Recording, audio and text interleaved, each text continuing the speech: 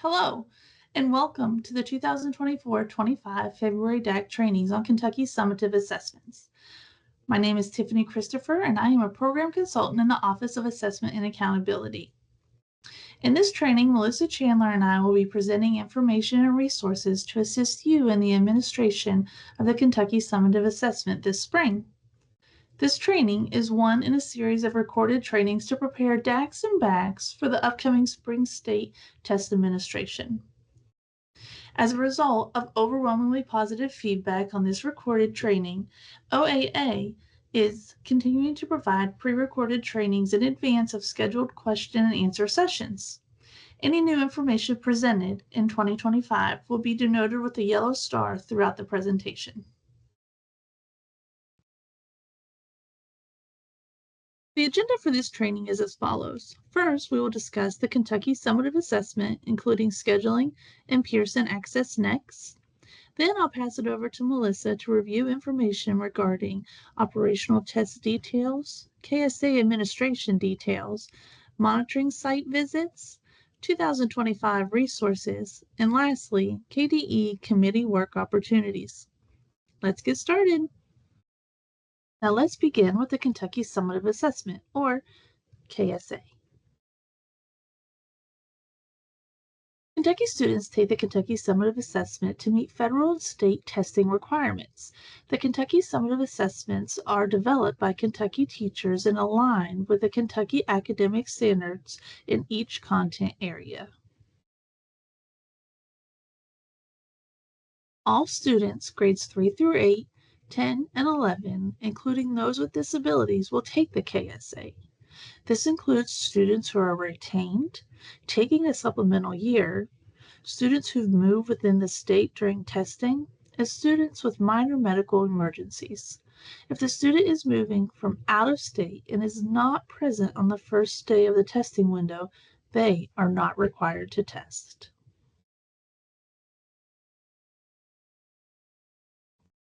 There are a few exceptions for the KSA resulting in not taking the Kentucky Summative Assessment.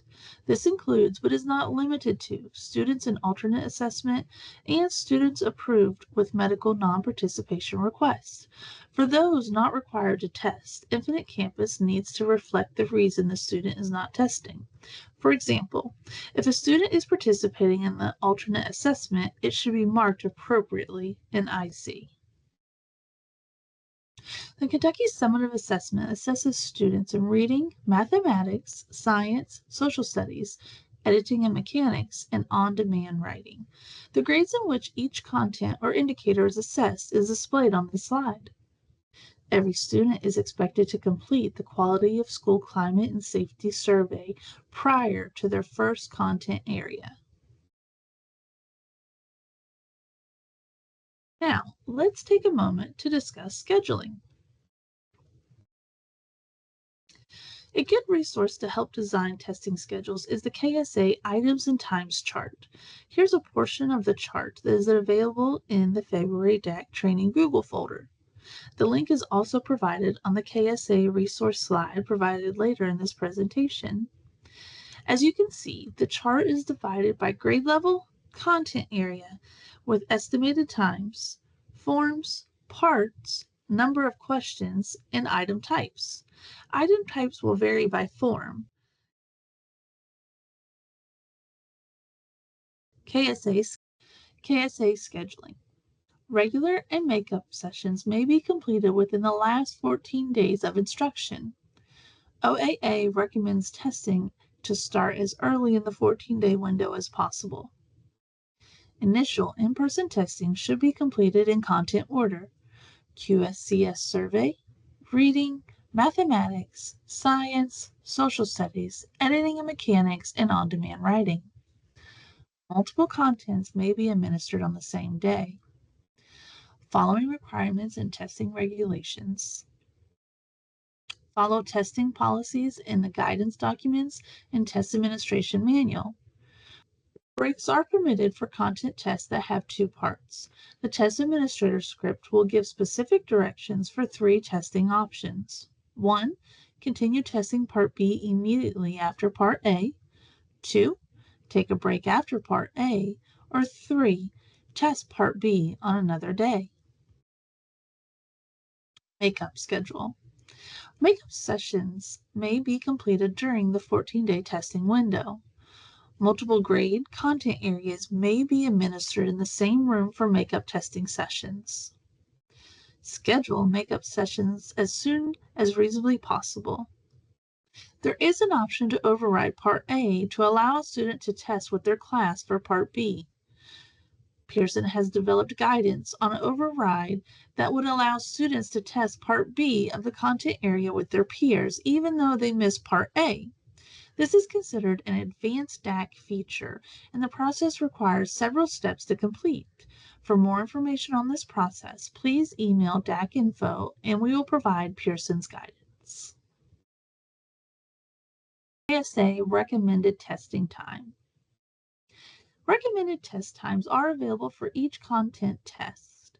In continuation from last year, all students showing continued progress are allowed to continue testing when the recommended time has expired. Students not diligently working once the recommended time has expired cannot continue. If students complete the assessment before the recommended time has expired, you do not have to continue waiting. This occurrence will need to be recorded and kept at the school level. KSA extended time scheduling. On the previous slide, we talked about recommended testing times for all students. On this slide, I'd like to draw your attention specifically to students with IEPs, 504s, or PSPs that have an accommodation for extended time. Extended time may be time and a half or double time. For example, if standard time is 30 minutes and the student is allowed time and a half, then after the student requests to use extended time, the student would be given an additional 15 minutes, half of the original 30. In addition, make arrangements for extended time in a manner that allows other students to go back to instructional activities. New for 2025, KSA Special Testing Request Form. In an effort to streamline processes during KSA administration, the following form will be used for special testing requests. The Schedule Exemption Request form, linked here, will be used for special testing requests such as early makeups, off-site homebound, and after-hours testing. On the next few slides, we will discuss the specifics of when to use this form. Early makeup testing. One of the most common requests we receive is for early makeup testing. Early makeup testing may be requested if a student will not be present for all or the majority of the 14-day KSA testing window. They may be approved for early makeup schedule exception. A schedule exception request must be submitted and approved. The following information is needed to submit the request: the district and school name, student state identification number, also known as the SSID, grade level, requested testing dates, and reason for early testing request. For special circumstances such as off-site or homebound testing and virtual student testing, exceptions may be approved for testing outside of regular school hours. The Office of Assessment and Accountability will need to work with Pearson to extend testing hours in TestNav and PearsonAccess Next. Please submit the bulleted information in the Schedule Exception Request form for review and approval. Homebound students and proctors can meet at off-site destinations, including the home setting, to complete the KSA if students are not able to test at a school or district facility. The testing schedule in off-site locations may differ from the regular testing schedule. However, the order of content tests must still be followed: reading, mathematics, science, social studies, editing, mechanics, and on-demand writing, with the quality of school climate and safety survey being administered first. All testing environments shall maintain test security at all times. Virtual program students are required to test in person at a school or district facility. There is not an option for remote testing. All testing environments shall maintain test security at all times. A schedule exception request must be submitted and approved if an off-site testing location is needed. See the previous slide for information needed for submitting an off-site testing request. Now that we've covered scheduling, let's shift our focus to the next important topic, PearsonAccess Next. I see data updates for PearsonAccess Next, also known as PAN. KDE provides a student data file to Pearson to load into PAN. Please ensure that Infinite Campus is updated and current as of March 14th in preparation for the student data file KDE will provide to Pearson on March 17th. Any student enrolled after the data extraction will need to be added manually. Next, let's take a few moments to review PAN. Resources such as the PAN User Guide, TestNav 8 Online User Guide, Training Site, Practice Tests, Tutorials, and PAN training modules can be found at www.pearsonaccessnext.com/customer. We encourage you to review these helpful resources. Next, we'll discuss the steps needed to create and prepare test sessions. Creating test sessions begins on March 24th in PAN. The number of test sessions is a local decision. Students will be preloaded into PAN, and DACs and BACs must create test sessions. Students must be placed in the test sessions. Students will take operational assessments in TestNav, Pearson's online testing platform. Detailed instructions can be found in the Creating Test Sessions guide located on the Kentucky portal under PearsonAccess Next Guidance Documents tab. Like last year, Reading, Math, and Social Studies will have 2 parts, and new to 2025, Writing will also have 2 parts. Melissa will talk more about this when she discusses operational test details in the second half of this training. When planning test sessions, please keep in mind each session must be finished by the end of the school day. For example, if reading part A is started on Monday, please ensure it is completed by the end of the school day on Monday. Do not start a session with a student if there is a possibility that the student may not finish the session before the end of the school day. Student testing. Testing must be given in order according to the grade level being tested. Always start with the Quality of School Climate and Safety Survey. Reading, mathematics, science, social studies, editing and mechanics, and lastly, on-demand writing. Schools with a 1-to-1 student-to-computer ratio work with technology staff to determine how many students can test simultaneously. Makeup sessions are administered during the testing window, but for KSA, flexibility is offered for makeup sessions. Scheduling for makeup sessions can be flexible in terms of order while still following the content sequence. For example, if a student missed more than one content area, upon returning, they may continue to test with their peers, but will follow a testing sequence when scheduling makeup sessions. Students should understand the correct steps to sign out of TestNav sessions, especially if exiting and resuming later. If a session is closed out incorrectly, it may cause additional steps for the BAC and test administrator the next time the student attempts to log in. Please refer to the Pearson training PowerPoints and videos for specific steps on how students should sign out of TestNav sessions. Additionally, please have students practice the correct way to sign out using the practice test located on the KY portal.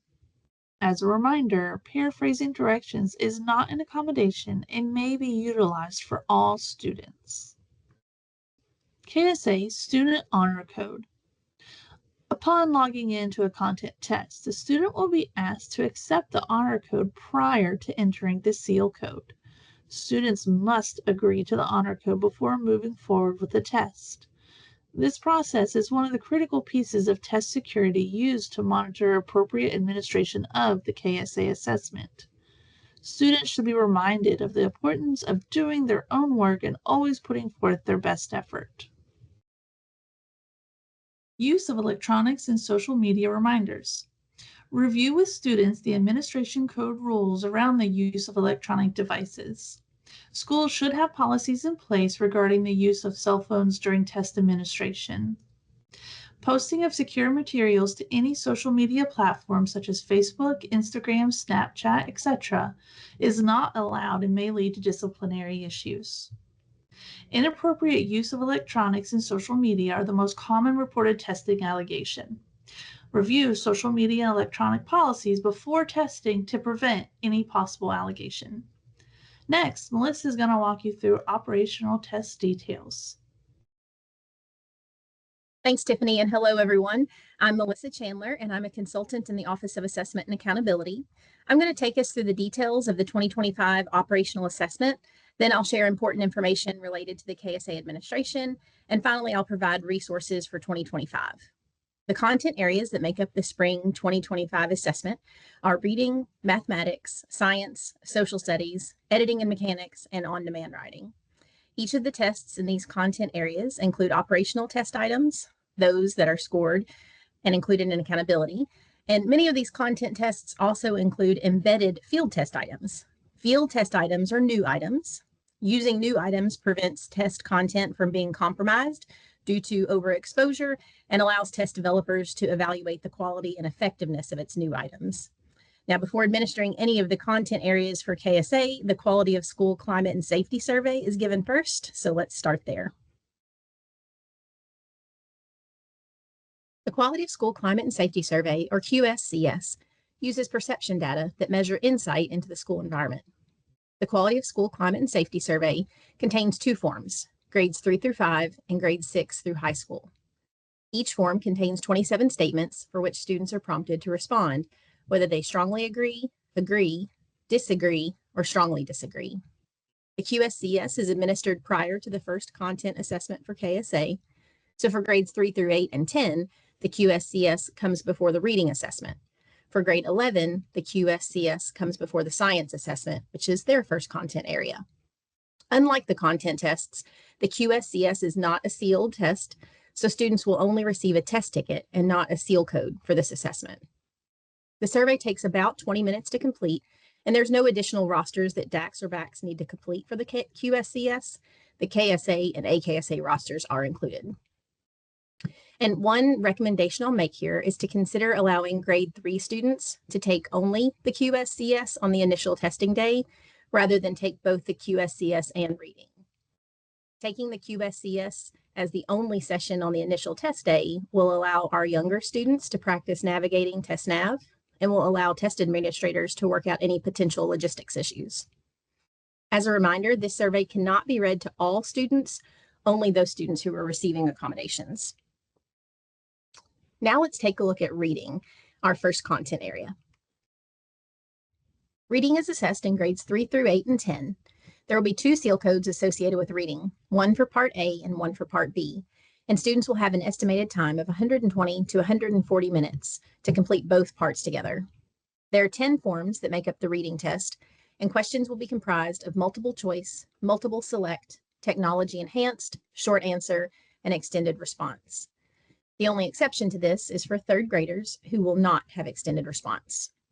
The exact number of items and question types varies across grades, so please refer to the 2025 KSA testing items and times chart linked in this PowerPoint for those grade level details.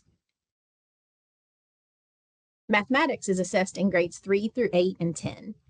Math is tested in two sessions, so there will be two seal codes, one for Part A and one for Part B, and students will have an estimated time of 120 minutes to complete both parts.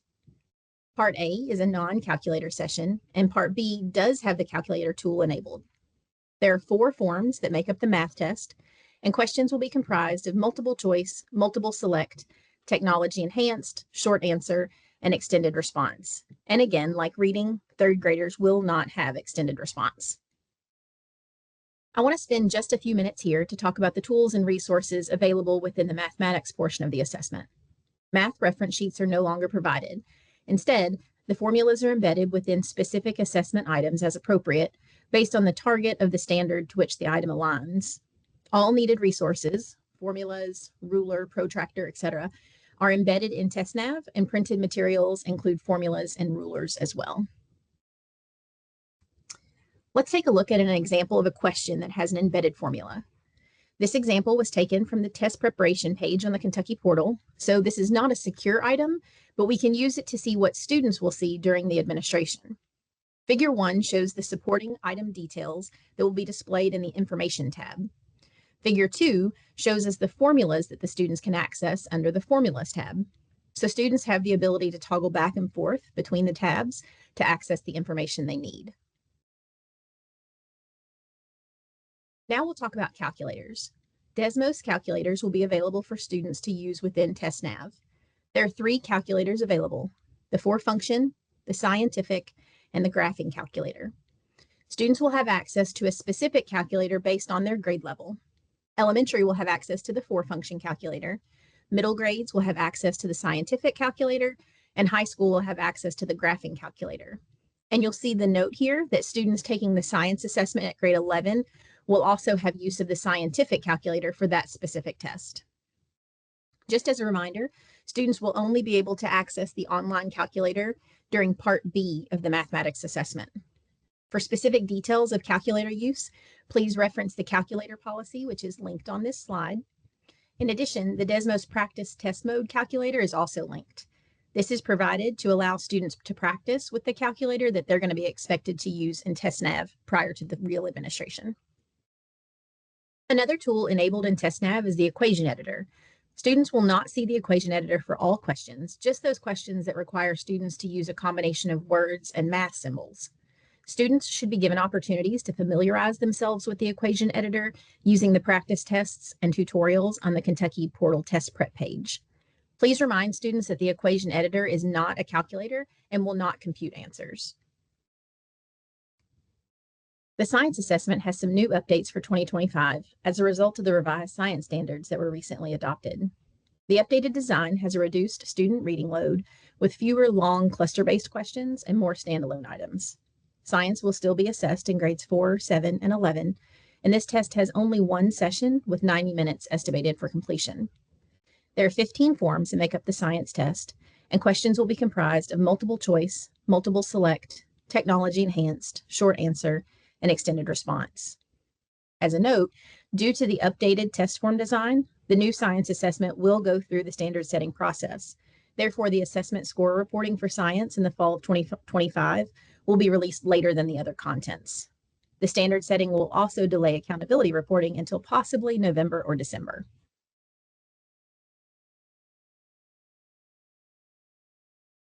Social studies is assessed in grades 5, 8, and 11 with 2 sessions. So there will be 2 seal codes, one for Part A and one for Part B, and students will have an estimated time of 120 minutes to complete both parts. There are 4 forms that make up the social studies test, and questions will be comprised of multiple choice, multiple select, technology enhanced, short answer, and extended response. Editing and mechanics is assessed in grades 5, 8, and 11. And this test has only one session. However, new for 2025, the recommended time for editing and mechanics has been increased to 60 minutes. This is due to the addition of some embedded field test items. There are 8 to 10 forms depending on grade level. Grade 5 and 11 have 8 forms, and grade 8 has 10 forms. The questions for editing and mechanics will be comprised of multiple choice, multiple select, and short answer. The last tested content area is on-demand writing. On-demand is assessed at grades 5, 8, and 11. Grade 5 will be asked to write opinion pieces, and grades 8 and 11 will write argumentative pieces. New for 2025, on-demand writing will have 2 parts, Part A and Part B, meaning there will be 2 prompts for each grade. One prompt is an operational item that will be scored and included for accountability, and the other is an embedded field test item that will not be factored into the individual score or accountability. Students will have an estimated time of 180 minutes for completion, and there are 12 forms. Students will have access to a dictionary and thesaurus within TestNav, along with the notepad tool. Additionally, scratch paper can be used in place of the notepad tool if that is the student's preference. In the unlikely event that a student is unable to access the dictionary and thesaurus during the on-demand writing, a paper copy of these resources can be provided.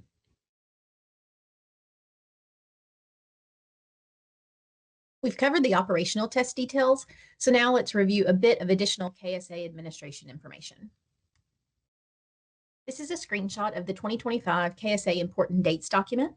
This resource is developed by Pearson and is available on our KSA webpage, as well as in the test administration manual. Seating charts for both groups and individuals are required for the KSA administration. The seating chart should reflect students and adults in the testing room at the time of administration. It's acceptable to use a master seating chart for multiple sessions as long as the date is marked for each session and the seating arrangement and room location do not change. Links are provided on this slide for seating chart templates and customizable charts that can be created if needed. After test administration, seating charts should be retained for 5 years at the school or district level, and it is acceptable to scan seating charts and retain those digital versions. Please remember that all instructional materials on walls, workstations, or anywhere throughout the classroom must be removed or covered in areas where students will be testing. Motivational materials may remain up, but any material that may provide a testing advantage must be removed or covered. Non-participation and emergency forms are completed as needed, and I've linked both forms here on this slide. Medical non-participation requests must be made in SDRR, and those requests may be for either an individual content test or the entire test. Some of the reasons a medical non-participation may be requested are listed, and you'll notice that a medical non-participation cannot be requested based solely on a handicapping condition, nor can homebound instruction be the basis for the request. An emergency form would be completed if the student has a medical emergency, but accommodations could be provided to allow the student to test. Examples include broken glasses or a recent hand surgery that would limit a student's ability to type. There are paper forms for both non-participation and emergency that should be kept at the district, showing actions taken and any necessary information for the medical non-participation or emergency. Now we're going to do just a quick review of accommodations. This slide provides a list of accommodations that may be provided to a student based on an IEP, 504, or PSP. I won't read this list in its entirety because Devin will go into much greater detail during the accommodations specific training.